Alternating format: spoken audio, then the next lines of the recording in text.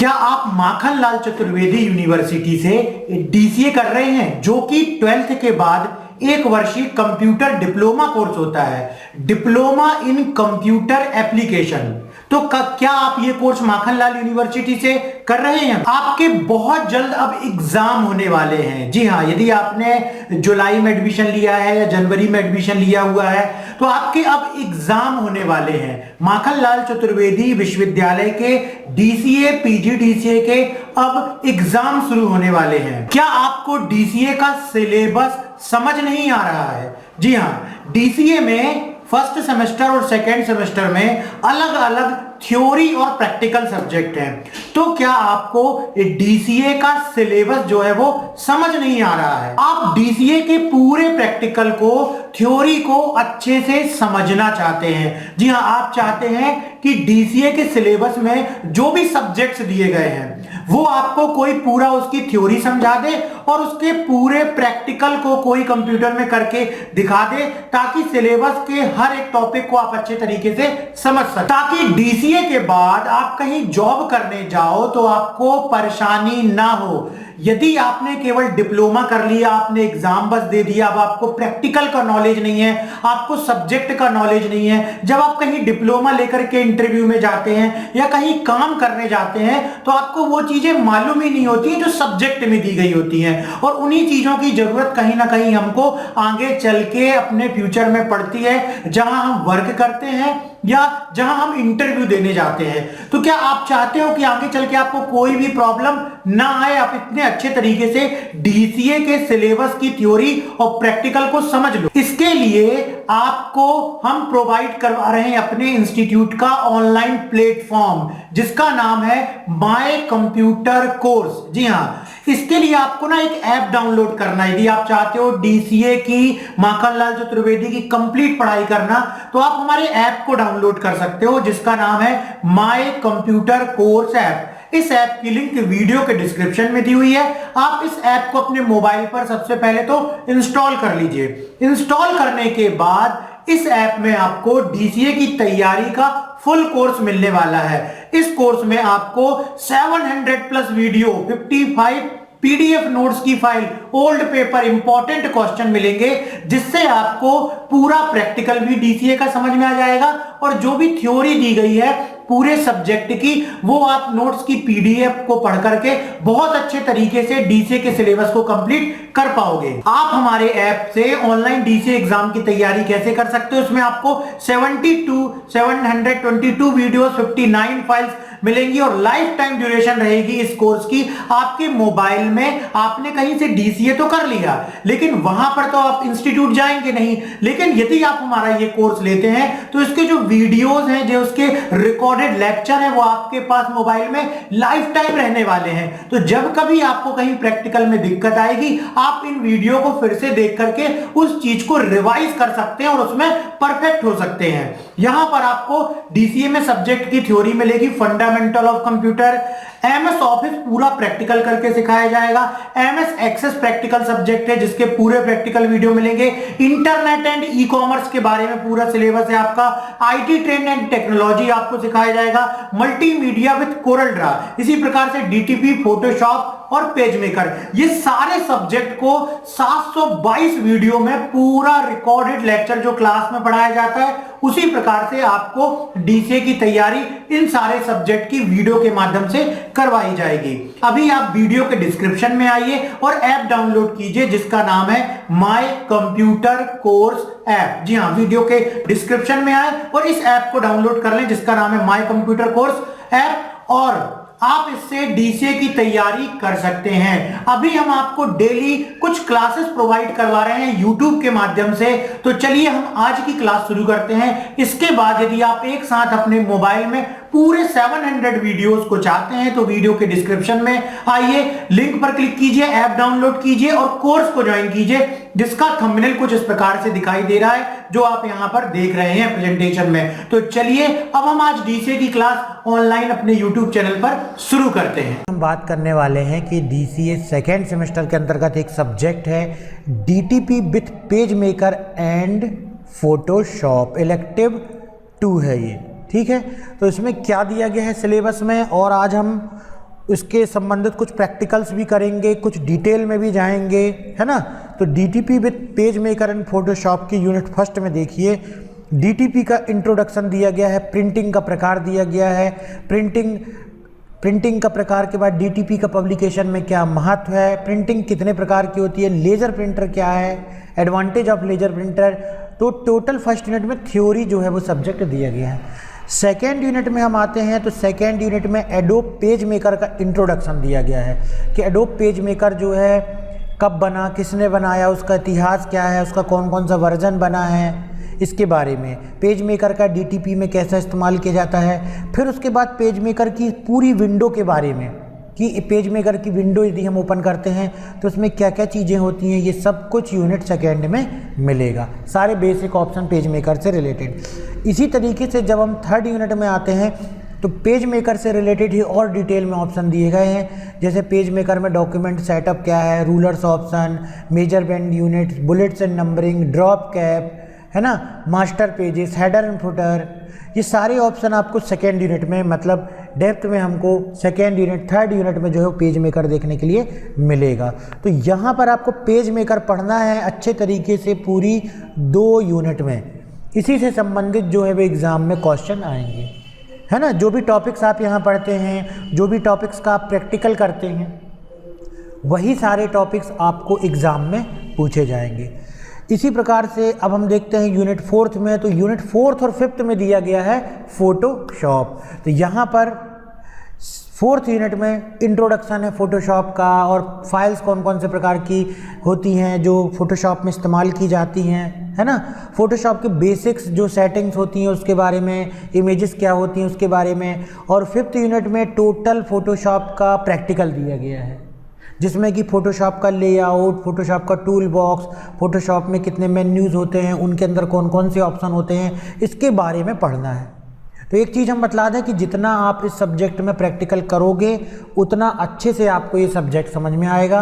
और डीटीपी आज हर प्रकार से इम्पॉर्टेंट है, चाहे आप एग्ज़ाम दें या तो आप इसके बाद जो है कोर्स करने के बाद आप डीटीपी से रिलेटेड कहीं भी वर्क चल रहा है तो वहाँ पे आप डिज़ाइनर के रूप में एक अच्छी सैलरी में काम कर सकते हैं। इसके अलावा आप खुद का भी डीटीपी वर्क ओपन कर सकते हैं, जहाँ आपकी आप जो है शादी कार्ड, विजिटिंग कार्ड, ठीक है, पम्पलेट, ब्रोशर, फ्लैक्स, ये सारी चीज़ें इन सॉफ्टवेयर का इस्तेमाल करके डिज़ाइन कर सकते हैं। तो उसकी शुरुआत यहीं से होती है जो है डीटीपी में पेज मेकर और फोटोशॉप। तो चलिए अब हम देखते हैं कि डीटीपी के अंतर्गत पेज मेकर सॉफ्टवेयर का इस्तेमाल किस प्रकार से करेंगे, क्योंकि मुख्य हमारा जो उद्देश्य है वो कंप्यूटर में प्रैक्टिकल थोड़ा सा बतलाना है पहले नंबर पर, थ्योरी भी हम बतला देंगे, लेकिन अभी जो है अच्छे तरीके से प्रैक्टिकल समझाना है ताकि आपको विषय का जो मुख्य चीज़ें हैं वो आपको पहले समझ में आए, फिर तो थ्योरी आप स्वयं भी पढ़ सकते हो, है ना। तो देखिए सबसे पहले तो पेज मेकर को हम ओपन करना सीखेंगे। पेज मेकर को ओपन करने के लिए हमें स्टार्ट मेन्यू में जाना है, ऑल प्रोग्राम में जाना है और उसके बाद यहाँ से हमको एडोब को सिलेक्ट करना है। एडोब के अंतर्गत एडोब पेज मेकर 7.0 दिया गया है, तो यहाँ पर है एडोब पेज मेकर 7.0। जैसे हम इस पर क्लिक करेंगे पेज मेकर की विंडो कुछ इस प्रकार से स्क्रीन पर दिखलाई दे जाएगी। अब सबसे पहले तो हमको ये समझना होगा कि पेज मेकर की विंडो जैसे ही खुलती है तो उसमें कौन कौन से ऑप्शन सबसे पहले स्क्रीन पर दिखलाई देते हैं, ठीक है ना। तो यहाँ पर सबसे पहले तो हम देखेंगे कि पेज मेकर की विंडो में कौन कौन सी चीज़ें जो हैं वो पेज मेकर को जैसे अभी हमने ओपन किया था तो यहाँ से आप और अच्छे तरीके से पेज मेकर की विंडो में क्या क्या चीज़ें होती हैं इसे आप समझ पाएंगे। तो आप देख सकते हैं सबसे ऊपर यहाँ पर होता है कंट्रोल मेन्यू, उसके बाद पेज मेकर के में इसको बोलते हैं टाइटल बार, जहाँ पर लिखा है अनटाइटल्ड 1। जिस भी नाम से आप अपने पेज मेकर की फाइल को सेव करेंगे वो शीर्षक यहाँ पर दिखलाई देने लगेगा, जो कि अभी अगर सेव नहीं है तो क्या होता है अनटाइटल्ड, बिल्कुल MS वर्ड की तरह। इसी तरीके से ये तीनों बटनों को बोलते हैं कंट्रोल बटन, ये है मिनिमाइज, ये है मैक्सिमाइज, ये है क्लोज बटन, जैसा कि आपको MS वर्ड में ही मालूम था। उसके बाद पेज मेकर में यहाँ पर होता है स्टैंडर्ड टूल बार, उसके बाद पेज मेकर में आपको ये बोलते हैं इसको हॉरिजॉन्टल रूलर, और एक रूलर और दिया गया है इसको बोलते हैं वर्टिकल रूलर, जहाँ से हम जो भी यहाँ पर ऑब्जेक्ट लेते हैं, जो भी एलिमेंट लेते हैं उसकी साइज को जो है माप सकते हैं। और ग्रिड लाइन का इस्तेमाल, गाइड लाइन का इस्तेमाल भी हम इस रूलर के द्वारा ही कर कर सकते हैं। इसी प्रकार से ये दिया गया है जिसको हम बोल सकते हैं मेन टूल बॉक्स। इन टूल बॉक्स के अंदर ये दिए गए जो है टूल्स का ही इस्तेमाल करके पेज मेकर में काम किया जा सकता है। इसी प्रकार से साइड में अलग अलग प्रकार की पैलेट्स ओपन होती हैं, जैसे कि यहाँ पर स्टाइल पैलेट्स दी गई है, ये आपको लेयर पैलेट दी गई है, ठीक है, तो इनको बोलते हैं हम पैलेट्स। अगर हम इस डॉक्यूमेंट बनाने वाले एरिया में आते हैं तो इसको हम बोलते हैं मार्जिन गाइड। ये जो लाइन अंदर की लाइन दिखलाई दे रही है इसको क्या बोलते हैं, इसको बोलते हैं मार्जिन गाइड्स। इसी तरीके से इसके बाहर की जो लाइन दिखलाई दे रही है इसको बोलते हैं पेज की बाउंड्री। इसका मतलब जो भी मैटर अगर पेज की बाउंड्री से बाहर होगा तो जब आप प्रिंट निकालेंगे तो वो प्रिंट नहीं निकलेगा। जो भी हमको निकालना है वो पेज की बाउंड्री के अंदर रखना है, तभी वो प्रिंट निकलेगा। इसके अलावा आप देख सकते हैं यहाँ पर ये कहलाते हैं पेज के आइकॉन। यहाँ पर जो है 1 2 3 लिखा होता है। अभी हमारे पेज मेकर के डॉक्यूमेंट में केवल एक पेज है तो यहाँ पर 1 लिखा हुआ है। और भी पेज ऐड करना है तो राइट क्लिक करके पेज ऐड कर सकते हैं। ये L और R जो है वो मास्टर पेजेस कहलाते हैं। यहाँ पर प्रदर्शित हो रहा है कंट्रोल पैलेट, ये कहलाती हैं स्क्रॉल बार, ये है हॉरिजॉन्टल स्क्रॉल बार और ये कहलाती है वर्टिकल स्क्रॉल बार। तो इस तरीके से ये जो है वो कहलाती है पेज मेकर में। जैसे ही अपन पेज मेकर को ओपन करते हैं तो उसके बाद जब हम नया डॉक्यूमेंट बनाते हैं तो नए डॉक्यूमेंट में ये सारी चीज़ें वर्क करने के पहले हमको मालूम होना चाहिए कि किसका क्या यूज़ होता है। अब यदि हम ये देखिए यहाँ पर पेज मेकर की विंडो में अब हम आ चुके हैं। वहाँ से थोड़ा सा लिखा हुआ दिखलाई दे रहा था तो उससे आपको सारी चीज़ें समझने में और आसानी जाती कि किसको क्या बोलते हैं। अब यहाँ पर आप देख सकते हैं कि जैसे हमको इस्तेमाल करने के लिए पैलेट्स को भी लाना है तो पैलेट्स को लाने के लिए हम विंडो में जाएंगे और इस पर क्लिक करेंगे शो कलर्स में, तो कलर्स पैलेट हमारी यहाँ पर आ जाएगी। फिर से हम विंडो में जाएंगे, शो लेयर्स में क्लिक करेंगे तो देखिए लेयर्स के लिए और मास्टर पेजेस के लिए जो है यहाँ पर पैलेट्स आ जाएंगी। इसी तरीके से विंडो में जाकर के यदि हम यहाँ पर शो हाइपरलिंक में क्लिक करेंगे तो इसके लिए भी पैलेट्स आ जाएंगी। विंडो में जाकर के प्लगइन्स के अंतर्गत भी ये देखिए 5 प्रकार की पैलेट्स होती हैं जिसका उपयोग हम आगे चल के देखेंगे। तो इनमें भी किसी भी पैलेट में हम क्लिक करेंगे तो वो भी पैलेट्स यहाँ पर दिखलाई दे जाएगी। किसी भी पैलेट को बंद करना है तो अपन यहाँ से बंद कर सकते हैं। तो अभी हमने डायग्राम में देख ही लिया है कि पेज मेकर के अंतर्गत किस भाग को क्या बोलते हैं। तो यहाँ पर आपके सामने प्रदर्शित हो रहा है पेज मेकर की विंडो। पेज मेकर में सबसे पहले हमको आगे काम करना यदि सीखना है तो हमको उसके लिए जो है पेज मेकर से संबंधित जो सारी चीज़ें दिखलाई दे रही हैं पहले नंबर में तो उसके बारे में जानकारी होनी चाहिए। तो यहाँ पर जब आप मेन्यू में क्लिक करते हैं, कुल पेज मेकर में 9 मेन्यू दिए होते हैं। हर मेन्यू के अंदर उससे संबंधित ऑप्शन होते हैं। फाइल मेन्यू के अंदर फाइल बनाने से संबंधित ऑप्शन है, एडिट मेन्यू के अंदर एडिटिंग से संबंधित ऑप्शन है, लेआउट के अंदर पेज की सेटिंग से संबंधित ऑप्शन है, टाइप के अंदर जो भी आप टाइपिंग वर्क करते हैं उससे संबंधित ऑप्शन है, एलिमेंट के अंदर जो ऑब्जेक्ट रखते हैं उस ऑब्जेक्ट को कलर फिल वगैरह करने से संबंधित ऑप्शन है, यूटिलिटी के अंतर्गत भी फाइंड रिप्लेस वगैरह और बुलेट्स नंबरिंग और आपका स्पेलिंग ग्रामर चेक करने से संबंधित ऑप्शन है।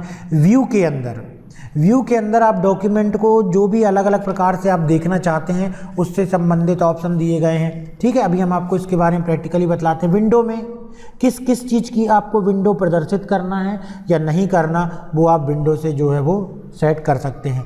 हेल्प के अंदर आपको पेज मेकर की हेल्प जो है वो दी जाती है। इस तरीके से पेज मेकर में ये मेन्यू है और उसके बाद यहाँ पर जो ये स्टैंडर्ड टूल बार है इसमें भी छोटे छोटे आइकॉन हैं जिनका इस्तेमाल वही है जो इन मेन्यू के अंतर्गत दिए गए ऑप्शन का यूज़ है। तो जब हम मेन्यू के अंतर्गत अंदर के सारे ऑप्शन की प्रैक्टिस करेंगे और आपको बतलाएंगे तो फिर यहाँ के ऑप्शन आपको ऑटोमेटिक समझ में आ जाएंगे।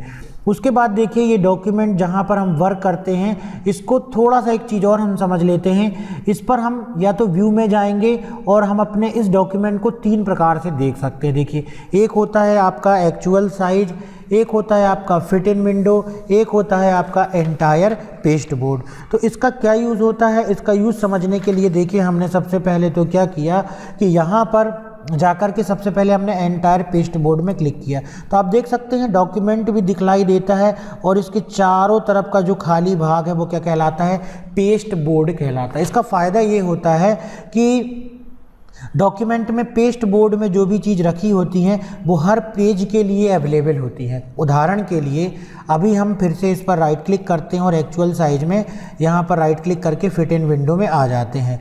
अब हम यहाँ पर और भी पेजेस जैसे जोड़ते हैं, तो पेज जोड़ने के लिए हमने राइट क्लिक किया, ऐड टू पेजेस में क्लिक किया, देखिए 2 पेज भी हमारे जुड़ गए। फिर से राइट क्लिक किया, ऐड टू पेजेस में जोड़ा और भी पेज जुड़ गए। अब हम यहाँ पर किसी भी प्रकार से कोई डिज़ाइन बनाते हैं, जैसे हम इस तरीके से इसमें जो है बॉक्सेस वगैरह रखते हैं। बॉक्सेस वगैरह रखने के बाद कुछ चीज़ें हम पेस्ट बोर्ड में बाहर भी रख देते हैं, है ना। अब जब हम यहाँ पर देखो राइट क्लिक करेंगे और इसके एंटायर पेस्ट बोर्ड में जाएंगे तो आप देखोगे कि जो भी पेज हैं, अभी हम 2 और 3 नंबर के पेज में जाएंगे तो भी हम जब राइट क्लिक करके पेस्ट बोर्ड में देखेंगे तो ये चीज़ यहाँ पे भी अवेलेबल है, बाहर अवेलेबल है, और चौथे और पेज में भी हम क्लिक करेंगे तो ये यहाँ पर भी अवेलेबल है। तो इससे फ़ायदा ये होता है कि आप जो भी बाहर की चीज़ है उसको आप जब भी जिस भी पेज में रखना हो आप उसको ड्रैग एंड ड्रॉप करके जो है वो रख सकते हैं। तो ये हुआ यूज़ किसका, यहाँ पर एंटायर पेस्ट बोर्ड का। तो जब भी आपको पेज मेकर में वर्क कर रहे हों और इस तरीके की ज़रूरत पड़े तो आप पेज मेकर में पेस्ट बोर्ड को ओपन कर सकते हो और सारी चीज़ों को यहाँ पर जो भी है वो आपको रखना है तो रखिए, नहीं रखना है, इमेज है, लोगो है, टेक्स्ट है, तो आप उसको पेस्ट बोर्ड में भी छोड़ सकते हो। ये चीज़ें प्रिंट भी नहीं होंगी। फिट इन विंडो में क्या होता है, सारी चीज़ें सामने जाती हैं। क्यों? क्योंकि कई बार आप वर्क कर रहे होते हैं, स्क्रॉल हो जाता है और पेज यहाँ वहाँ घूम जाता है ना, तो आप राइट क्लिक करिए और यहाँ से जो है फिट इन विंडो में क्लिक कर दीजिए तो डायरेक्ट वो आपकी विंडो में फिट हो जाएगा। एक्चुअल साइज़ का मतलब होता है कि जितनी एक्चुअल साइज़ है जो प्रिंट में दिखलाई देगी वो एक्चुअल साइज़ में जो है आपका विंडो आ जाएगा। तो इसलिए बतलाना ज़रूरी है कि जब भी आप काम करेंगे तो आपको ये व्यूज़ अगर मालूम है तो आप बहुत आसानी से काम कर पाएंगे। तो ये थी कुछ बेसिक जानकारी जिसके द्वारा कि पेज मेकर में वर्क करना आसान होता है। इसके बाद पेज मेकर में वर्क करना सीखने के लिए आपको इसके टूल्स की जानकारी जो है होनी चाहिए। सबसे पहले नंबर में टूल्स की जानकारी होनी चाहिए। तो टूल्स की जानकारी को चलिए हम समझते हैं कि कौन कौन से पेज मेकर के अंदर जो आपको टूल बॉक्स दिखलाई दे रहा था उसके अंदर देखिए कौन कौन से टूल्स होते हैं। ये है पॉइंटर टूल, इसी प्रकार से ये दिया गया है टेक्स्ट टूल, इसी प्रकार से ये दिया गया है रोटेट टूल, ठीक है ना। इसी प्रकार से ये दिया गया है क्रॉप टूल। इन सब का भी हम प्रैक्टिकल भी करते हैं, इसका यूज़ भी हम करके दिखलाएंगे। ये दिया गया है ऑब्लिक लाइन टूल, ठीक है, ये है ऑब्लिक लाइन टूल। ये है कॉन्स्ट्रेंट लाइन टूल। इस प्रकार से ये दिया गया है बॉक्स टूल, ये दिया गया है रेक्टेंगल फ्रेम टूल, ये दिया गया है सर्किल टूल, ये दिया गया है सर्किल फ्रेम टूल, फिर दिया गया है पॉलीगॉन टूल, फिर दिया गया है पॉलीगॉन फ्रेम टूल, फिर दिया गया है हैंड टूल और फिर आखिरी में दिया गया है जूम टूल। तो सबसे पहले नंबर पे तो अगर पेज मेकर में वर्क करना सीखना है तो आपको इन टूल्स के बारे में जो है वो जानकारी होनी चाहिए। तो प्रैक्टिकल देखने के लिए पेज मेकर में कैसे इन टूल्स का इस्तेमाल किया जाएगा, देखिए ये रहा आपका टूल बॉक्स। तो यहाँ पर सबसे पहले पॉइंटर टूल है। पॉइंटर टूल का इस्तेमाल किया जाता है किसी भी इमेज को जो है ड्रैग करके कहीं पे भी ले जाने के लिए, जो भी आपने टेक्स्ट टाइप किया है उसे भी कहीं पर भी मूव करने के लिए। फॉर एग्जांपल हम यहाँ पर इमेज लाते, इमेज लाने के लिए फाइल में गए और प्लेस ऑप्शन में क्लिक किया, या यहाँ से शॉर्टकट की कंट्रोल डी, यहाँ पर जो भी ये कैप के निशान ये सब ये बतलाते हैं कि कंट्रोल ऑप्शन, कंट्रोल शॉर्टकट की का इस्तेमाल करना, उसके बाद जो दिया गया है वो उसके साथ प्रेस करना। जैसे ये हो गया कंट्रोल डी, तो हम प्रेस कर सकते हैं शॉर्टकट की, तो इस तरीके से प्लेस करने की विंडो आ जाएगी। यहाँ पर भी जिस भी डायग्राम को आपको यहाँ पर रखना है उस डायग्राम को जो है आप यहाँ पर उस पिक्चर को रख सकते हैं। हमने इस जेपीजी इमेज को रखा, कंटिन्यू किया, फिर से हम फाइल में जाते हैं, प्लेस में क्लिक करते हैं और जिस भी इमेज को हमको यहाँ पर लाना है उस इमेज को जो है वो हम यहाँ पर ला सकते हैं। तो ये देखिए इस तरीके से इमेज दी गई है, हमारी इमेज को रखना पड़ेगा यहाँ पे। तो यहाँ पर हमने इसको सिलेक्ट कर लिया और ये इमेज इस तरीके से यहाँ पर रख गई। अब इस इमेज को जो है हमको क्या करना है, इस इमेज को हमको कहीं मूव करना है तो उसके लिए हम इस्तेमाल करेंगे, किसका इस्तेमाल करेंगे, आपका ये देखिए मूव टूल का इस्तेमाल करेंगे, ठीक है। इसी तरीके से ये दिया गया है टेक्स्ट टूल। टेक्स्ट में क्लिक करके यहाँ से हमको जो भी चीज़ें टाइप करना है वो हम यहाँ पर टाइप कर सकते हैं। हमने इंस्टीट्यूट का नाम लिख दिया, यहाँ पर देखिए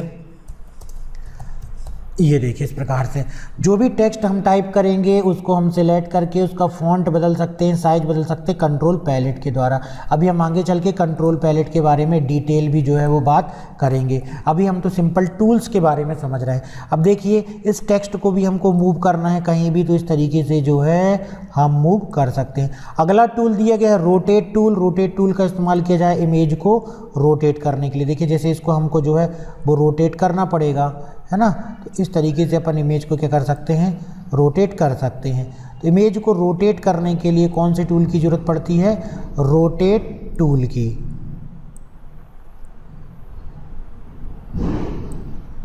ठीक, यहाँ से हम ले लेंगे फिर से पॉइंटर टूल और इस तरीके से इमेज को जो है छोटा बड़ा भी किया जा सकता है इसके पॉइंटर से ले जा करके। तो ये हो गया कौन सा टूल, रोटेट टूल। ये किसी टेक्स्ट को भी रोटेट कर सकता है और ये किसी भी प्रकार के ऑब्जेक्ट को भी रोटेट कर सकता है ना। इसको हम अंडू कर लेते हैं। अंडू के बारे में तो आपको मालूम भी होगा, MS वर्ड वगैरह में भी किया है। अगला टूल है क्रॉप टूल। क्रॉप टूल का इस्तेमाल किया जाता है किसी इमेज को क्रॉप करने के लिए। तो हमने इसको सेलेक्ट कर दिया, इमेज के ऊपरी हिस्से को हमको क्रॉप करना है, तो देखिए हम यहाँ से ले जा करके इस तरीके से इमेज को जो है क्रॉप कर सकते हैं। फिर से क्लिक कर देंगे जो है इसमें, तो हमारी इमेज जो है वो क्रॉप हो चुकी है, ये देखिए। इसके बाद दिया गया है आपका oblique line tool. Oblique line tool का मतलब सीधी लाइन अगर आपको ड्रॉ करना है तो उसके लिए आप इस लाइन टूल का इस्तेमाल जो है वो करेंगे। तो पेज मेकर में डिज़ाइन बनाते समय, ग्राफिक डिज़ाइन करते समय बहुत जगह आपको लाइन टूल की आवश्यकता पड़ेगी, तो ये लाइन टूल के द्वारा बनाएंगे। यहाँ से मूव टूल को लेकर के आप लाइन को कहीं पे भी मूव करके और जो है रख सकते हैं। देखिए हमने लाइन बना दी यहाँ पर भी, और इस तरीके से भी हमको यदि लाइन बनाना है इस तरीके से जो हम लाइन बना सकते हैं। तो ये किसके द्वारा होता है, ये होता है ये लाइन टूल के द्वारा। इसी तरीके से दिया गया कॉन्स्टेंट लाइन टूल। ये 90 डिग्री में या 45 डिग्री में जो है वो लाइन बनाने के लिए इसका इस्तेमाल किया जाता है। ये देखिए इस तरीके से 45 डिग्री में लाइन बनेगी या 90 डिग्री में लाइन बनेगी, तो ये कहलाता है constant line tool. Box tool या रिएक्टेंगल टूल, कहीं पे भी आपको रिएक्टेंगल बनाना है इस तरीके से आप रिएक्टेंगल बना सकते हैं, है ना। ये रिएक्टेंगल टूल हो गया, या इसको बोलेंगे बॉक्स टूल, कहीं पे भी हमको बॉक्स बनाना है। इसी तरीके से ये रिएक्टेंगल फ्रेम टूल, इसमें और इन दोनों में क्या अंतर है, चलिए हम देखेंगे इन दोनों में अंतर। इन दोनों में एक अंतर तो ये है कि यदि आपको टेक्स्ट टाइप करना है रिएक्टेंगल के अंदर तो देखिए इसमें टाइप नहीं होगा, लेकिन इसमें टाइप हो जाएगा ये। ठीक है, हमने लिख दिया DTP और यहाँ पर हमने लिख दिया फोटोशॉप, पेज मेकर। तो इस तरीके से ये जो रिएक्टेंगल टूल है इसका इस्तेमाल किया जाता है। इसके अंदर आप टेक्स्ट दे सकते हैं, है ना, लेकिन इसके अंदर अगर हम टाइप करने की कोशिश करेंगे तो देखिए टाइप नहीं होता है। दूसरी चीज़, इसके अंदर हम किसी भी इमेज को भी रख सकते हैं। जैसे फिर से हमने ये रिएक्टेंगल फ्रेम टूल लिया, ये देखिए सेलेक्ट किया और फाइल में गए, प्लेस में क्लिक किया, और प्लेस में क्लिक करने के बाद किसी भी इमेज को हमने क्लिक की, सेलेक्ट किया, तो वो इमेज देखिए आपकी इसके अंदर जो है वो रख जाएगी। अब इमेज की साइज हमको जो है वो देखना पड़ेगा, इस कारण से ये जो है इस तरीके से आता है। इसका साइज़ को फिर हमको और बड़ा करना पड़ेगा, और उसके बाद फिर हम सेलेक्ट करके फाइल में जाएंगे और किसी भी इमेज को यहाँ पर अपन फ्रेम टूल के अंदर रख सकते हैं। The graphics in linked would occupy include, ठीक है। तो इमेज की साइज़ थोड़ा सा छोटी होनी चाहिए, तब ये इसके अंदर आएगी। और जब आप इस रिएक्टेंगल के अंदर रखेंगे तो उस रिएक्टेंगल के अंदर जो है वो इमेज जो है वो नहीं आती।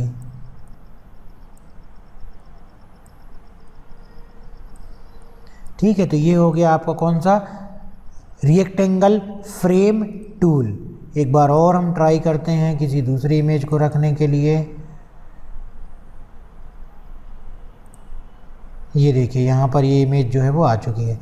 इस तरीके से बॉक्स के अंदर दिखाई देती है कौन सी, कोई भी इमेज जब अपन कौन सा लेते हैं, रिएक्टेंगल फ्रेम टूल जो है वो जब हम लेते हैं, ये देखिए। ठीक है, जब हम कौन सा टूल लेते हैं, रिएक्टेंगल फ्रेम टूल। और जब हम सिंपल रिएक्टेंगल टूल जब हम लेंगे, जब हम रिएक्टेंगल टूल लेंगे तो ये नहीं आता। ये देखिए सिंपल हमने ये रिएक्टेंगल टूल लिया। अब इस पर यदि हम इमेज को प्लेस करना चाहेंगे, कोई भी इमेज को, तो आप देखोगे कि ये इमेज जो है, ये देखिए ये इमेज इसके बाहर आ रही है।